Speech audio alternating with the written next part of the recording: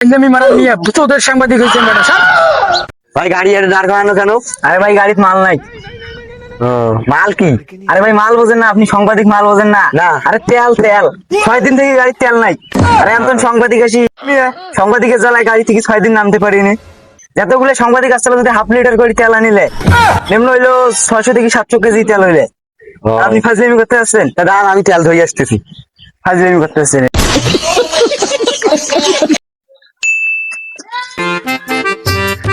ভাই আপনার গাড়ির সমস্যা কি?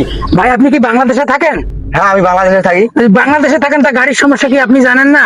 জানি না। বর্তমান যে তেলের দাম, হ্যাঁ। এই তেলের দামে গাড়ি চালালে গাড়ি বেচে তেল কিনে লাগবে ভাই। বর্তমান দেশের প্রেক্ষাপট অনুযায়ী গাড়ি এই জন্য বসাতেছি তাই ভালো আছে। হ্যাঁ। তেল কিনে গাড়ি চলা যাবে না। আল্লাহওয়ালাকে তো 500-600 টাকার তেলের বেশি দেয় না। আমার গাড়ি মনে করেন একটা মানুষের মূল্য 1000 টাকা, কিভাবে আমি তেল নেবো বলেন তো দেখি? ফাজলামি করেন এই জায়গায় বারবার আসি, মোবাইল একটা মুখের মধ্যে ধরেন, ফাজলামি মারার মিয়া।